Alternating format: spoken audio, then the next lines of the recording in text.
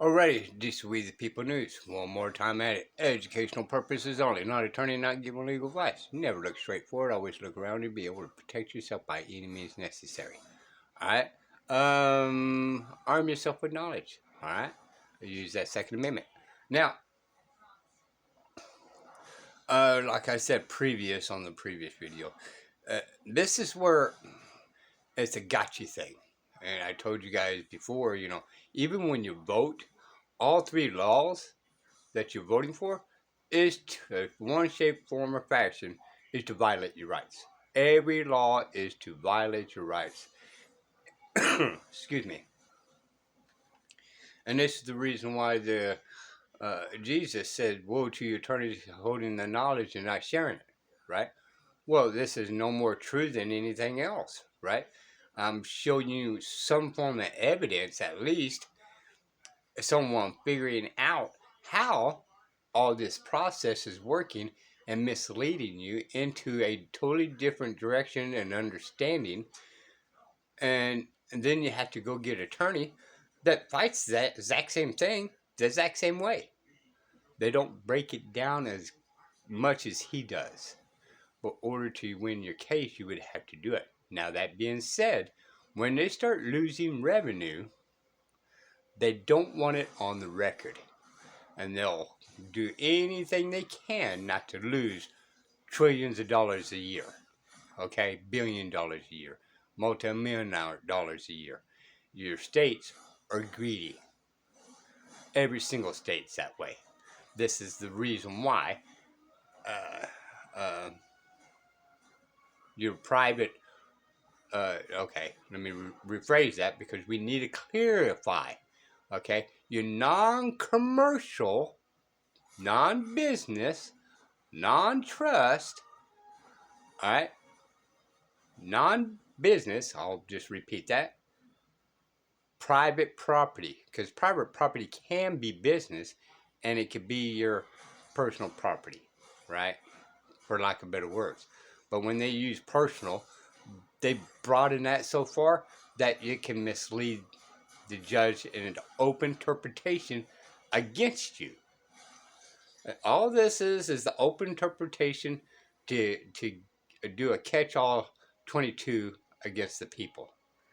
And attorneys wake up they stay up late at night making crap up to violate you. And then they'll send it to the legislature. And they stay up all night making sure it violates you and how much revenue they can make off you. It's ridiculous what they've done.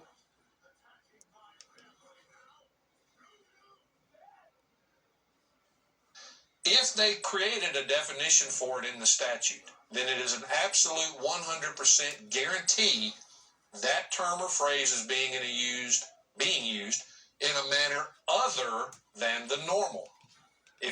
I'm going to pause right there. Sit and think about this also as well for a second. Right? These attorneys and judges and our lawmakers, right, are making up definitions, and then, the dictionary has got to find out what they're using the definition for so they can put it in a dictionary. When I literally say they stay up all night to try to violate your rights, that's exactly what they're doing. Right? If a state creates a definition for a particular word, then the dictionary puts it in there. If it was not so, they would not have to create a separate definition for it within the statute, would they? They would simply say, go see Webster's. Or they would include the same definition that's in Webster's. But they don't do that. They create their own specialized definition for that. Now notice, when you look at light truck, it says means a commercial motor vehicle that has a manufacturer's rated carrying capacity of 1 ton or less. So right here, light truck contains a separate definition. So light truck right off the bat is a compound definition because it contains another defined term from right up here. So when we go down a little bit further, and I'll pause right there.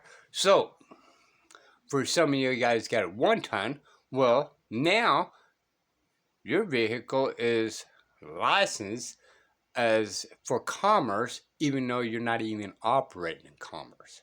That's by their definition. But if it's like a 3/4 ton, then it could be a non-commerce. You don't need driver's license. You don't need registration. You don't need insurance. Okay, by the statute. But you got to break these things down and by the codes, by their way of law. You know, everybody wants to argue about these things, about this right to travel thing, which is the incorrect definition by the courts. But for argument's sake, since everybody knows that, you know, for right to travel. Well, it's because we're not breaking these words down. We're not separating them and using the correct definition. And if these definitions actually apply to you and your vehicle. If it doesn't, you're not operating in commercial, then you know, do you need a driver's license, insurance, registration. By the way, common law by state, you are to pay the state anyway to commissioner up to $15,000 just in case you do get into an accident. You're not even supposed to get insurance. Okay? You're supposed to actually pay the commissioner of the state. And they hold on to your money. So if you go into a wreck, then you're covered. Then you go to the commissioner. Hey, I need to withdraw this due to the accident, or the claimant does. You know, hey, this man put me in a wreck. I need to lay a claim on his holdings. Okay? And then you got to replenish it. And we look at some more of these definitions, you can see here we have motor vehicle, which is a separate definition from commercial motor vehicle, which we just saw. When you look at this, we now have a new definition to look at, which is vehicle by itself. Notice, motor vehicle means a vehicle that is self-propelled. All right? Now, another key factor to this is going to be the term owner. When you go look in law and you read some of the things that we have here, owner means a person who, A, holds the legal title of a vehicle. So again, rabbit trails, legal title and vehicle. B, has the legal right of possession of a vehicle. There's 3. And he's not bringing it up. But number 4, the legal definition person. He's not bringing it up. But that is as well in there, because the person, even if you get all this correct, the court still could use the person as a what? What we talked about? Individual, person, business, commerce, trust, such on. So this right here can still, by itself, put you into commerce, even if you get all these other ones direct. So don't bypass the person. Legal right, possession, and vehicle. And C, has the legal right of control of a vehicle. Again, 3, legal right, control, and vehicle. All of these are rabbit trails that you must find out how these terms are defined in this statute, if it is defined. Now, there is a hierarchy to determining what the definition of any term or phrase in law is. First and foremost, you use. Okay, now I'll step back. What have I said in the past videos, right? It's absolutely vague, ambiguous, absolutely. The legal dictionary. The legal dictionary, or the statute, I'm sorry. You use the statute first. If the definition exists in statute, that definition is controlling. Now, after that, if the statute does not define any particular definition for a term or phrase, then you go to the legal dictionary and the case law. Most of the time, the definition you will find in a legal dictionary is based and set on case law. And in Black's, up until the 6th edition became the 7th, they always listed the case law with the definition that defined it and created that definition as it's being used. So it's very useful in that regard. However, that tends to show you where to go and research the terms, and from version 7 forward, they're not listing the case law in Black's Law anymore. Now they're just listing the definition and letting it go at that. They're not telling you how that definition came into existence. When we get to some of those definitions from Black's Law, I want to show you exactly how and why they started doing that.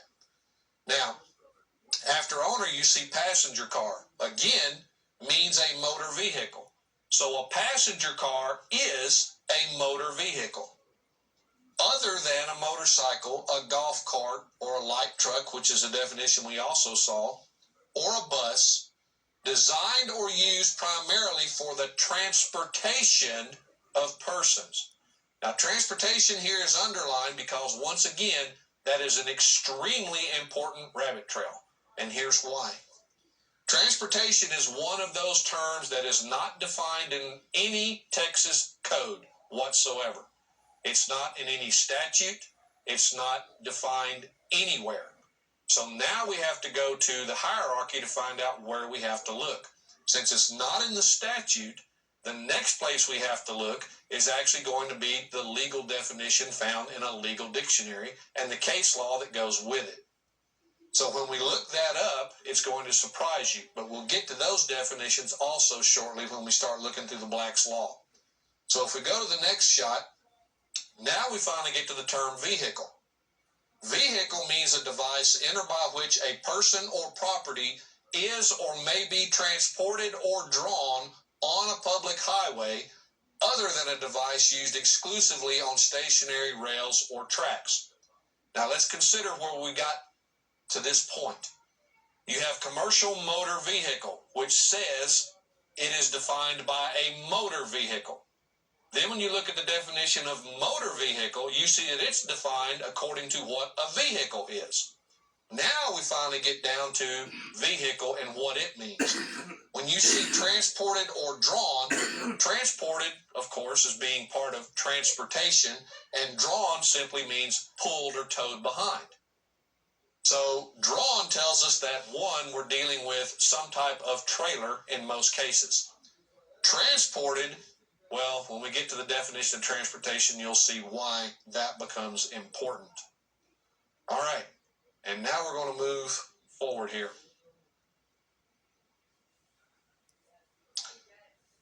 Okay, when we get to these definitions, we can see that something like commercial motor vehicle is what I refer to as a multi-layered compound definition because it contains one or more compound definitions within its own.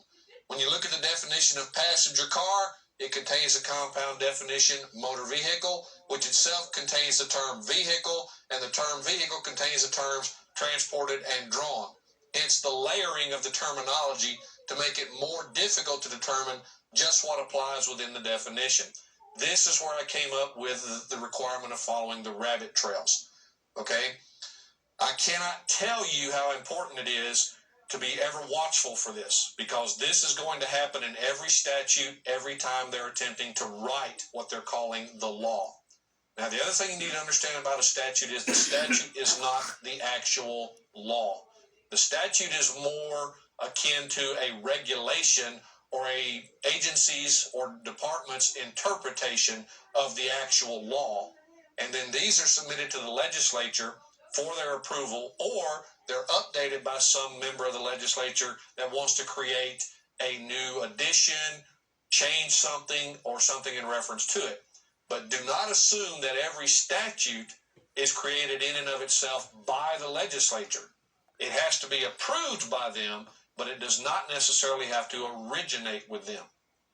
Now, the difference here between a statute and the actual law, the law is the actual bill that was submitted by one of the houses of the legislature in your particular republic, ours being Texas, of course, and then it gets voted on and passed through, and it does not actually become a law until the governor signs it, or it's passed because the governor didn't sign it within a certain amount of time. But once it's passed, it becomes the law. The statute is supposed to interpret that law in a manner that makes it generally acceptable, usable, and as long as it does not alter the specific subject matter and intent of the law upon which it's based. Well, believe me, folks, they've done that in many, many ways in many, many of the republics. The statutes no longer follow the language or the intent of the actual law. For instance, the Transportation Code in Texas was recodified in its entirety in 1995. Now, the Texas Constitution in Article 3, Sections 29 through 35 says how the legislature must create law, where their authority to create law comes from, and it limits them to be the only people that have the authority to create any actual law that is binding upon the people of our republic. And that's what they did with Criminal Code 14, 15, 16 and Transportation Code 543. They violated Article 3, 28 to 35. They did not go through the process and actually lawfully passed it. And this is the reason why the court appeals are being in the process of being sued under gang activity, because they've been ignoring Article 3 in the Texas Constitution. All right, these are We the People News. Bye, y'all.